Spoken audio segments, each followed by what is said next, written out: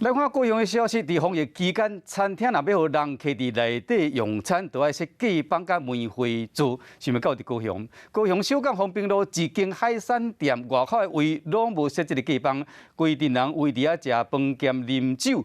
唔插这个防疫规定，警方有接到人的检举到现场去看，想袂到煞有这个头家呛声，这个画面有民众翕到。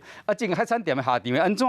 其实警方干会使开这个劝导单，就是会使甲苦劝尔。这款的动作，和乖乖守规矩的头家是真唔是滋味。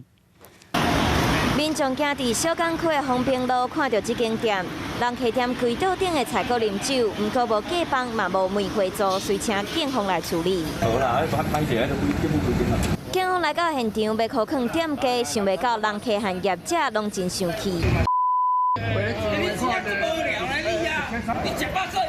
因为民众检举，搁大声咧骂。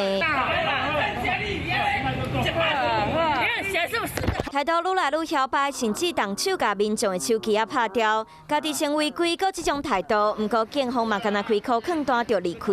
对店家开出劝导单。内容的规定要袂放松，高雄有真侪业者拢自行解封，加上警方敢若口劝，对遵守防疫规定的店家真无公平。是有很多人说那样，我是说拜托他们拿回去吃啊。这间导游店的头家真不满，高雄防疫标准伫倒位。就是当下收到6万块罚单的时候，是真的蛮难过跟绝望的。 收到罚钱的通知，要罚6万块。今年5月中，导游店袂使开门。不过，伊无收人客，只是朋友去店内找伊。不过，身形分久的警方认为伊违规。